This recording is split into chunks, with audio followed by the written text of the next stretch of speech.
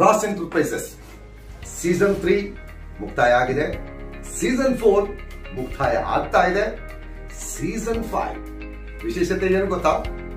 ವಿಭಿನ್ನವಾಗಿ ಒಂದು ಹೊಸ ಚೈತನ್ಯದೊಂದಿಗೆ ಜನರ ಮುಂದುಗಡೆ ದುಡ್ಡಿನ ಕಂತೆಯನ್ನ ಇಡ್ತಾ ಇದೆ ರಾಸ್ ಎಂಟರ್ಪ್ರೈಸಸ್. ಪ್ರತಿ ತಿಂಗಳಲ್ಲೂ ಕೂಡ 1,000 ರೂಪಾಯಿಯನ್ನ ಪಾವತಿಸಿ ಮೂರು ಬಂಪರ್ ಅದೃಷ್ಟಶಾಲಿಗಳಿಗೆ ಲಕ್ಷಾಂತರ ಬಹುಮಾನಗಳು. ರಾಸ್ ಎಂಟರ್ಪ್ರೈಸಸ್ ಸೀಸನ್ 5 ದುಡ್ಡುಗಳ ಸುರಿಮಳೆ.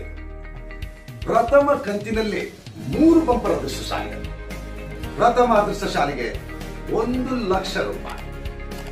ಎರಡನೇ ಬಂಪರ್ ಅದೃಷ್ಟಶಾಲಿಗೆ 1,25,000 ರೂಪಾಯಿ. ಇನ್ನು ಆ ಪ್ರಥಮ ಕಂತಿನ 3ನೇ ಅದೃಷ್ಟಶಾಲಿಗೆ 1,50,000 ರೂಪಾಯಿ.